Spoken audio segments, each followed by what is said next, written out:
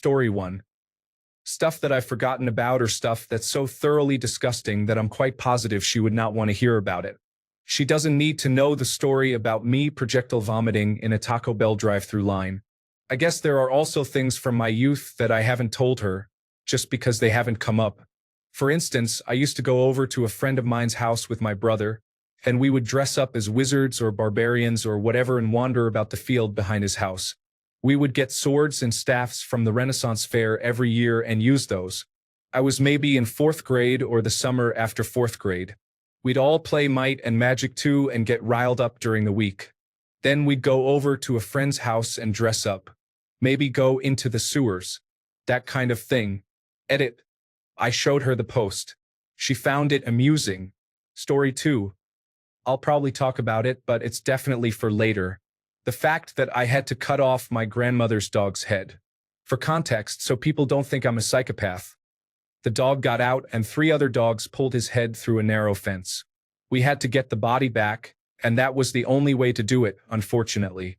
Obviously, I'm not going to let my grandma do it, so I did it. Probably the most messed up thing I've ever done.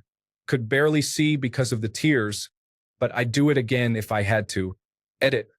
The dog got killed while his head got pulled through.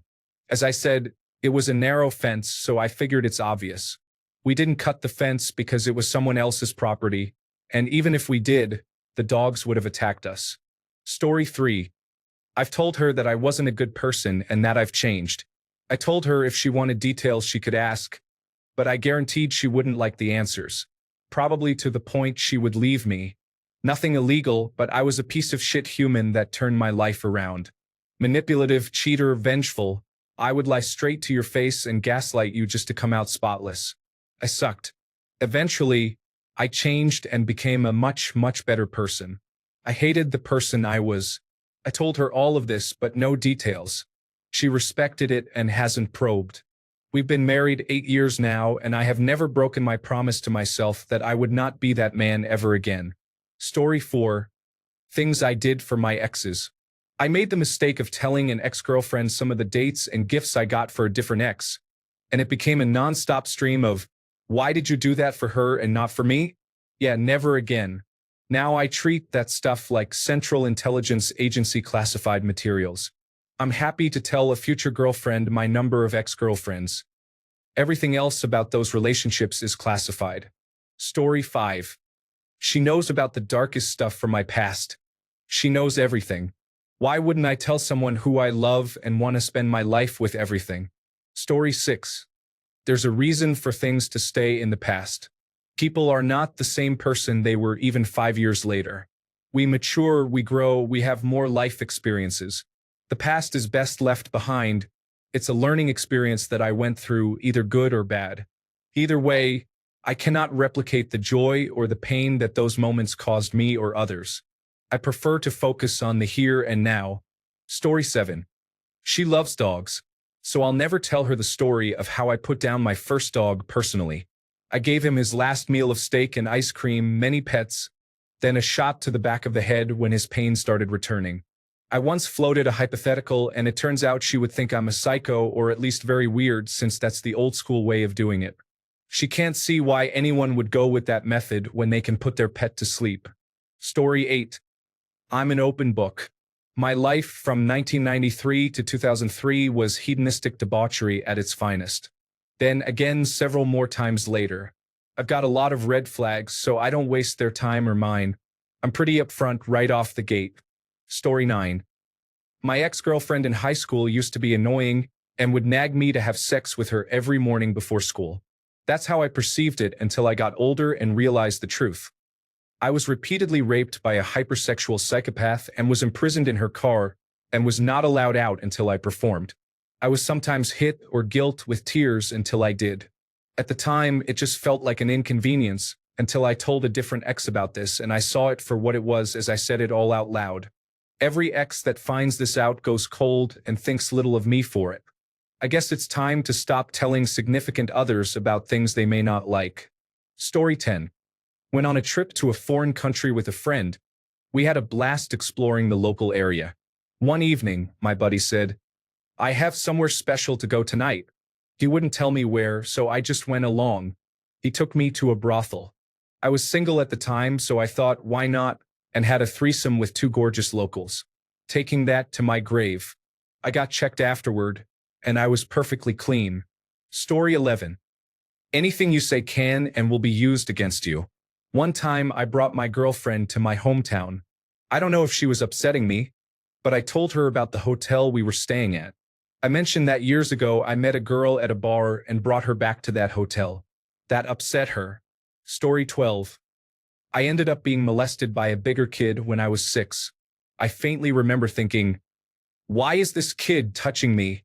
It didn't really affect me, I think, but it seems unnecessary to tell my future self. Story 13.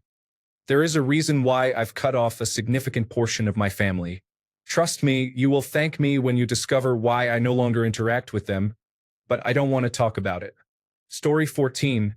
As a girl, I want some men's opinions on this. I told someone that I truly loved, and unfortunately still do, about some of my mental health issues.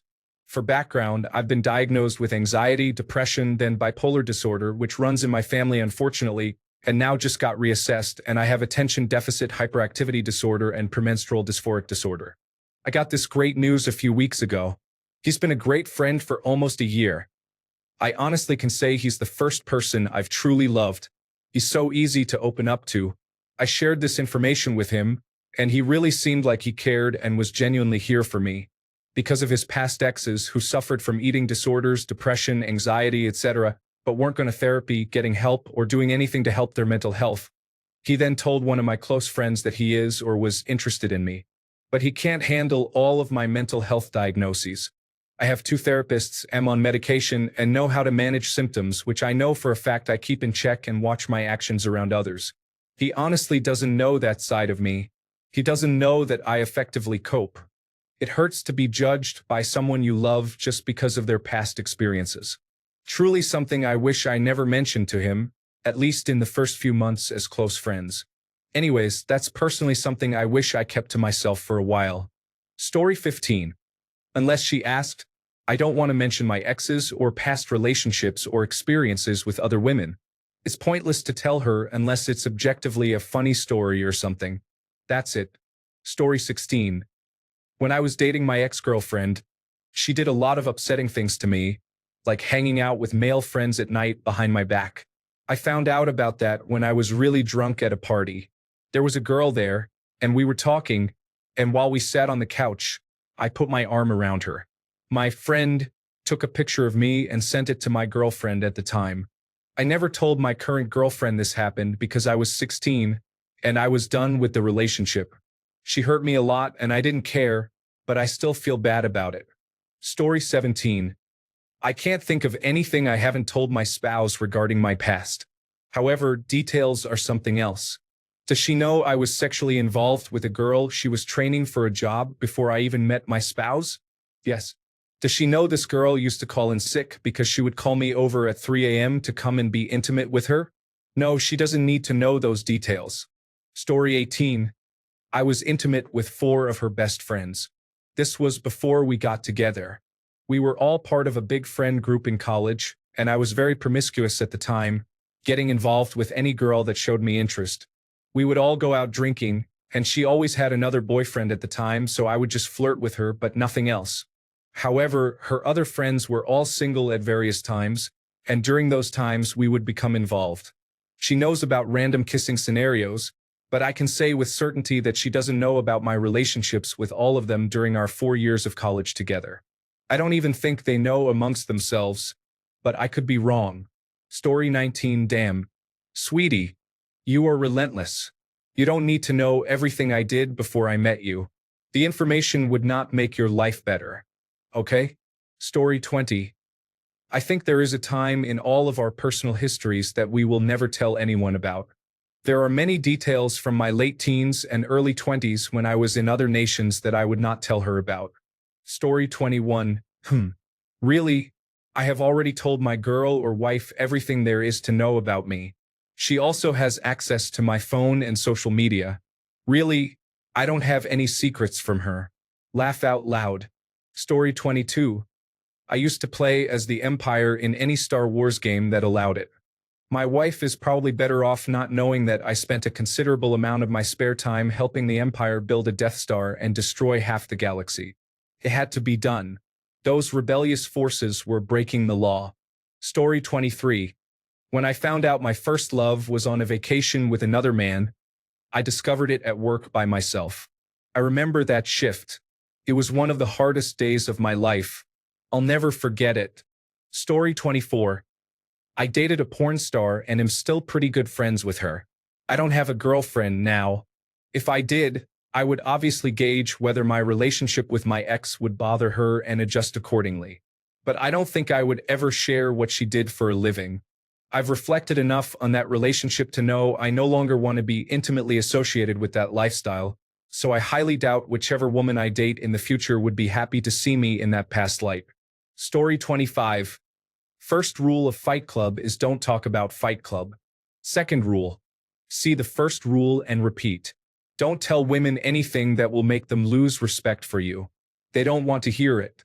That's 100% a life lesson. The whole open up to me and show me your weaknesses is complete nonsense. Story 26. I will never reveal to my significant other that during the heyday of Craigslist casual encounters, I hooked up with over 100 women in a 4-year period. I had it down to a science. Story 27. You cannot do that.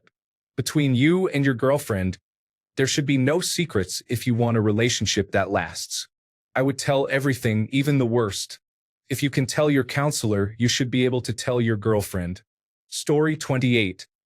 I will never confess that I cheated on my ex-wife. My ex-wife knew. We worked through it. It was not the cause of our divorce. I am not proud of it, and I am not that person anymore. I am ashamed of what I did, and it will stay my secret. Story 29. The stained carpet party at the temporary prostitute's apartment.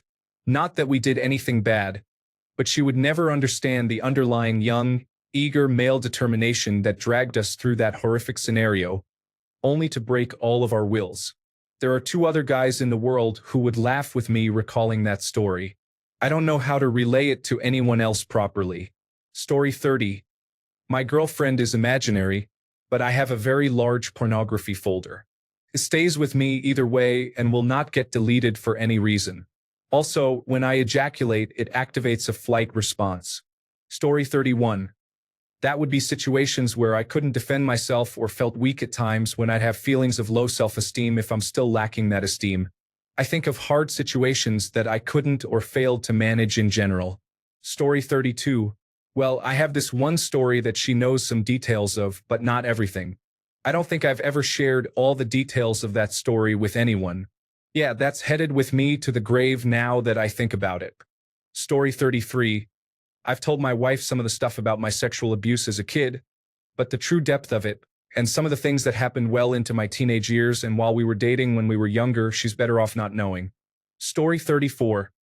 This is about my ex-girlfriend from about 6 years ago, when I was 22 years old and didn't have much dating experience yet and felt stuck.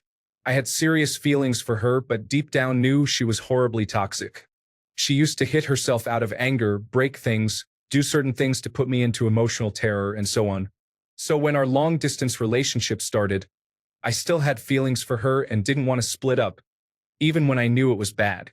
During that time, though, I really wasn't happy, and not knowing what's best for myself, I was regularly hooking up with someone behind her back. Even when the long distance was over and I was close to her again, I still kept seeing other people without her knowing. I never told her, and I never will, even though I am sure she suspected it towards the end. Story 35. Nothing. I'm an open book, nothing to hide. I will tell anyone anything about myself. My logic is, if everyone already knows everything about me, then nobody can use any of it against me. So yes, everyone knows I used to be drug addicted. I've shot myself in the head with a crossbow.